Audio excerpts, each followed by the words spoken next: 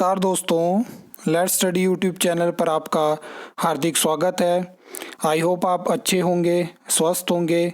इस वीडियो में हम हिमाचल प्रदेश राज्य चयन आयोग हमीरपुर के जो बिजनेस एंड प्रोसीजर रूल्स हैं उसमें अमेंडमेंट हुई है और बहुत सारे चेंजेस हैं जिनके बारे में हम बात करेंगे और डिटेल में हम बात करेंगे तो वीडियो लंबी होने वाली है, लेकिन एक बार आप इस वीडियो को अंत तक ज़रूर देखना। ये आप पूरी नोटिफिकेशन देख सकते हो, डेट यहाँ पे मेंशन है और ये पहली अमेंडमेंट है। 2024 में आपको ये बिजनेस एंड प्रोसीजर रूल पहली बार आयोग के लिए देखने को मिले थे। तो हर एक नोटिफिकेशन में आप देखते होंगे कि मेंशन होता है हिमाचल प्रदेश राज्य चयन आयोग हमीरपुर। तो पहला जो चेंज यहाँ पे इन्होंने करा है तो हमीरपुर को यहाँ से हटा दिया है, तो जो भी नोटिफिकेशन होगी वहाँ पे आपको हिमाचल प्रदेश राज्य चयन आयोग अब देखने को मिलेगा। सेकंड अमेंडमेंट आप देख सकते हो, जो बिजनेस एंड प्रोसीजर रूल जब पहली बार हमें देखने को मिले थे तो मैंने आपको उसी नोटिफिकेशन को डिस्कस करते हुए बताया था कि आपको ये ब्रीफली पूरे रूल जो है वो देखने को मिलेंगे जब भर्तियां हिमाचल प्रदेश में शुरू होंगी। तो उसमें सेक्रेटरी जो था वो मेंशन था, तो इन्होंने बता दिया कि सेक्रेटरी जो होगा आयोग का सेक्रेटरी, उसकी अपॉइंटमेंट जो होगा वो सरकार टाइम टू टाइम करेगी। इसके अलावा इन्होंने यहाँ पे कंट्रोलर ऑफ एग्जामिनेशन के बारे में बताया हुआ है कि जो सेक्रेटरी होंगे HPRCA के वही कंट्रोलर ऑफ एग्जामिनेशन होंगे। और इसमें मेन चीज़ ये भी बताई है कि जो assistant controller of examination means assistant registrar या सेक्शन ऑफिसर, ये चीज़ यहाँ पे मेंशन कर दी है। ड्राइंग एंड डिसबर्सिंग ऑफिसर का भी इन्होंने बता दिया हुआ है, head of department, head of office ये चीज़ है। और हेड ऑफ ऑफिस भी इन्होंने बता दिया means the secretary of HPRCA। तो ये चीज़ें इन्होंने बताई है क्योंकि जो पहली बार हमें राज्य चयन आयोग के बिजनेस रूल देखने को मिले थे वहाँ पे ये चीज़ें जो था वो इलेबोरेट नहीं करी गई थी। इसके बाद ये तीसरी अमेंडमेंट आप देख सकते हो, provided further that if decision taken for मतलब कोई भी डिसीजन जो रिकन्सिडरेशन के लिए है तो नेक्स्ट जो भी मीटिंग होगी वहाँ पे उसको एक्सेप्ट किया जाएगा। तो ये चीज़ है। बहुत सारी चीज़ें हैं, मैं मेन चीज़ें होंगी वो पूरा आपको इलेबोरेट करके बता दूंगा। जैसे कि आप ये देख सकते हो कि आयोग में जो भी रिक्वेजिशन आएगी वो डायरेक्टरेट ऑफ रिक्वेजिशन के थ्रू ही आएगी और जो भी डिपार्टमेंट बोर्ड कॉरपोरेशन रिक्वेजिशन भेजना चाहेंगे तो उनको सबसे पहले सरकार के अप्रूवल की ज़रूरत होगी। तो ये चीज़ें हिमाचल प्रदेश में बदली हैं। सिक्स्थ अमेंडमेंट देख सकते हो आप यहाँ पे, जहाँ पे कट ऑफ होती है, कट ऑफ डेट यहाँ पे इन्होंने बता के रखा हुआ है। आपने देखा होगा कि अभी आपको TGT वैकेंसी के लिए एक ऑफलाइन करेक्शन विंडो देखने को मिली, तो यहाँ पे इन्होंने कट ऑफ डेट के बारे में बताया हुआ है जहाँ जिससे डिटरमाइन होगी कि क्या एलिजिबिलिटी है, मिनिमम क्वालिफिकेशन के बारे में इन्होंने चीज़ें बताई है। तो ये सब चीज़ें हैं। बाकी जो वैलिडिटी रहेगी आपके सर्टिफिकेट की, चाहे वो OBC का है, BPL का है, EWS का है, बार्ड ऑफ फ्रीडम फाइटर है, तो उसमें इन्होंने मेंशन किया हुआ है कि closing date for submission of ORA and the date of document verification. तो तब तक आपका जो कैटेगरी वगैरह या जो भी सर्टिफिकेट होता है वो आपका वैलिड होना चाहिए। तो इसके बाद अगर हम बात करें तो ये भी आप देख सकते हो, ऑनलाइन जो रिक्रूटमेंट फॉर्म है उसके बारे में इन्होंने बताया है। जैसे आप को पता है कि आप अप्लाई करते हो किसी भी वैकेंसी के रिगार्डिंग, तो उसके बाद एक ऑनलाइन जो रिक्रूटमेंट फॉर्म आप इसको बोल सकते हो, एप्लीकेशन फॉर्म आप इसको बोलते हो, जो जनरेट यहाँ पे लास्ट में होता है। और चेंज ऑफ कैटेगरी के बारे में इन्होंने बताया कि there is change of category which is beyond the control of candidate at any stage during the recruitment process. तो ये चीज़ यहाँ पे इन्होंने मेंशन करी हुई है।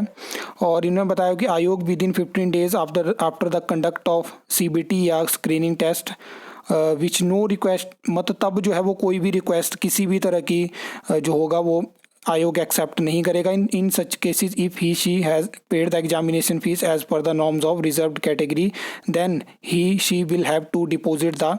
तो यहाँ पे फिर एडिशनल फीस की इन्होंने बात करी है। तो ये चीज़ें हैं।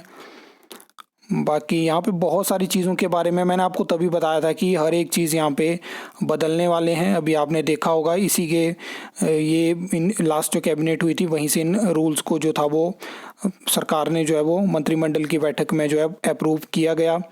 तो ये भी आप देख सकते हो। 7th amendment, after receiving the requisition for making direct recruitment to the post, तो जो मेंशन होगी तो उसके अलावा मतलब क्या होगा कि जो 2 लीडिंग न्यूज़पेपर हैं उसमें उनकी एडवर्टाइजमेंट होनी चाहिए। उसके अलावा जो राज्य चयन आयोग हमीरपुर का जो ऑनलाइन वेबसाइट है वहाँ पे भी उनकी प्रॉपर एडवर्टाइजमेंट होनी चाहिए, हर एक डिटेल उस एडवर्टाइजमेंट में होनी चाहिए। और कितनी पोस्ट जो है वो एडवर्टाइज हैं, क्या क्या चीज़ें हैं, पूरा हर एक वहाँ पे डिटेल्ड इंस्ट्रक्शंस के साथ होनी चाहिए। ठीक है। अब आप बोलोगे तो ये तो बेसिक चीज़ें हैं, लेकिन आपको पहली बार जब आयोग के बिजनेस रूल देखने को मिले थे उसमें ये चीज़ें बिल्कुल भी मेंशन नहीं थी। और एक और इन्होंने बताया कि आयोग shall have power to club at any time before closing the date, मतलब वही है कि वैकेंसी ऐड अप हो सकती है। और एक चीज़ और यहाँ पे इन्होंने मेंशन करी है कि ये भी बताना पड़ेगा कि रेगुलर बेसिस पे है, ट्रेनी बेसिस पे है या ट्रेनीज ओनली पे बेसिस पे है हर एक डिपार्टमेंट बोर्ड कॉरपोरेशन की वैकेंसी, ताकि कोई कॉम्प्रोमाइज़ ना हो मेरिट में ज्वाइनिंग से पहले। तो ये सब चीज़ें हैं। बाकी जो ऑनलाइन रिक्रूटमेंट फॉर्म है अगर उसको एक बार सबमिट कर दिया तो may be permitted to be modified including change of category by आयोग, तो एक पीरियड वहाँ पे आयोग आपको देगा after the closing date of submission ORA। तो जैसे कि अभी आपको TGT की जो एप्लीकेशन फॉर्म थे उनमें वो चीज़ देखने को मिली। तो 9th यहाँ पे ये चेंज करा गया था, examination fees, processing fees, correction charges और कोई भी ऐसे चार्जेस होंगे तो उसके रिगार्डिंग जो है तो shall be given to the instruction and guideline by the state government in this regard. तो ये चीज़ है। 10th अमेंडमेंट है यहाँ पे कि जो भी एलिजिबल कैंडिडेट होंगे बी गिवन मिनिमम 21 डेज़, तो 21 दिन दिए जाएंगे जो ऑनलाइन एप्लीकेशन फॉर्म के लिए आपको दिए जाते हैं। शादी से पहले जो HPSSC हमीरपुर था वहाँ पे 15 डेज़ थे, तो OTR पोर्टल पे आप इतने टाइम के लिए अप्लाई कर सकते हो। कम से कम पैसे तो ज़्यादा टाइम होता है, आपने देखा TGT के एप्लीकेशन फॉर्म तो 2-3 महीने तक चलते रहे। On the day following the closing last date for the receipt of application, तो ये इन्होंने SOP के बारे में बताया, जॉब चार्ट के बारे में इन्होंने बताया हुआ है। तो ये चीज़ है। एडमिट कार्ड के बारे में इन्होंने बताया कि जो मतलब कैंडिडेट जिनके एप्लीकेशन फॉर्म एक्सेप्ट हो जाएंगे तो वहाँ पे उनकी कैटेगरी मेंशन होनी चाहिए और यूज़र आईडी से वो अपने डाउनलोड कर सकते हैं एडमिट कार्ड को, और उनको जो है वो एडमिट कार्ड जब जनरेट होंगे तो SMS के थ्रू, ईमेल के थ्रू अलर्ट जाने वाला है। तो वो चीज़ें पहले भी आपको देखने को मिलती थी HPSSC में।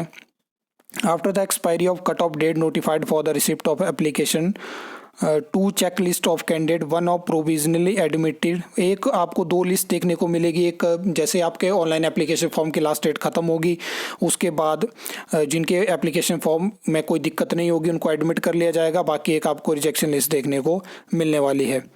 तो ये सब चीज़ें हैं। डॉक्यूमेंट वेरिफिकेशन हो गया, स्किल टेस्ट हो गया, CBT हो गया, रिटन स्क्रीनिंग टेस्ट हो गया।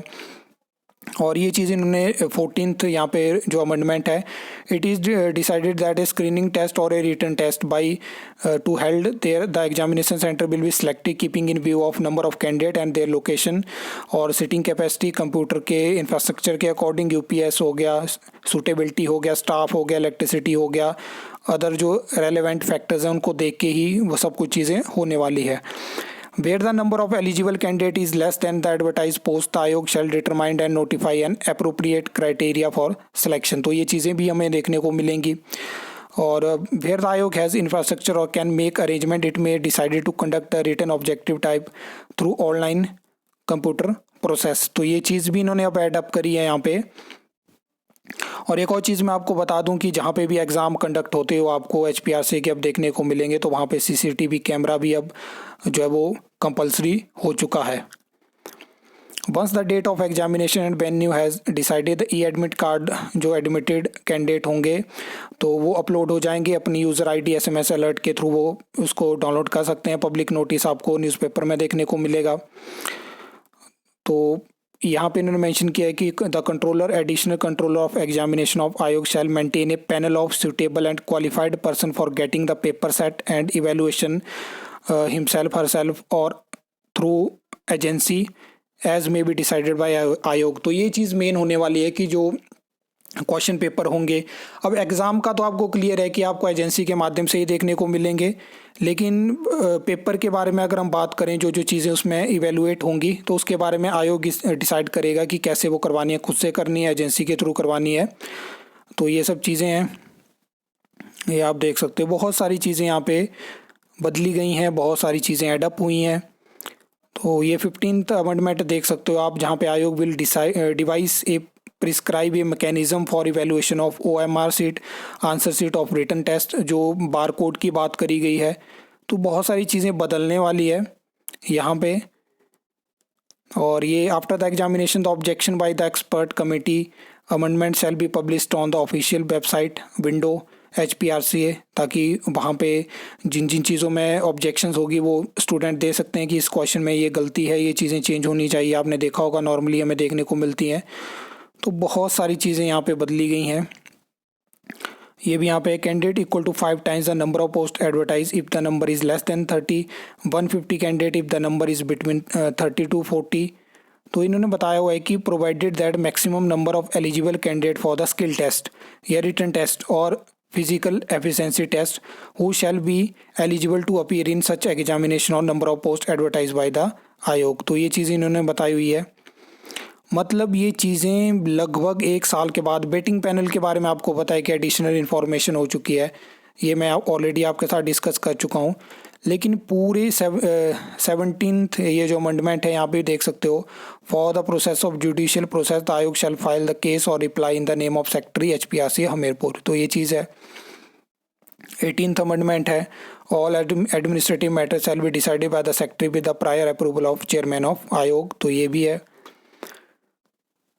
तो यहाँ पे आप देख सकते हो पूरा यहाँ पे इन्होंने मेरी चीज़ें बदली हैं। तो मतलब इतने टाइम के बाद आपको हिमाचल प्रदेश राज्य चयन आयोग हमीरपुर के जो बिजनेस रूल हैं, प्रोसीजर रूल हैं, वो पूरे देखने को मिल चुके हैं। यहाँ पे आयोग के नाम से लेके किस तरह से एग्ज़ाम कंडक्ट होंगे आपको मैंने बता दिया कि एजेंसी के बारे में तो आपको पता है कि जो एग्ज़ाम कंडक्ट होंगे वो प्राइवेट एजेंसी के माध्यम से होंगे। लेकिन क्वेश्चन पेपर के बारे में भी इन्होंने बता दिया कि वो आयोग ही डिसाइड करेगा कि क्या क्वेश्चन बैंक रहने वाला है और किस तरह से चीज़ें होंगी। बेटिंग पैनल को यहाँ पे इन्होंने बता दिया है किस तरह से अगर कितने पोस्ट के लिए कितने लोग अप्लाई करते हैं तो एग्ज़ाम होना चाहिए या किस तरह का क्राइटेरिया होना चाहिए, डॉक्यूमेंट वेरिफिकेशन, हर एक चीज़ यहाँ पे मेंशन हो चुकी है।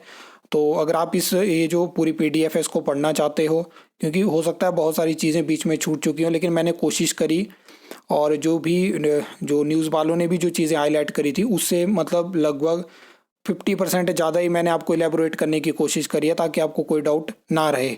जो मेन चीज़ें थी वो आपको मैंने सारी बताने की कोशिश करी है। इसके अलावा भी आपका कोई प्रश्न होगा तो आप पूछ सकते हो।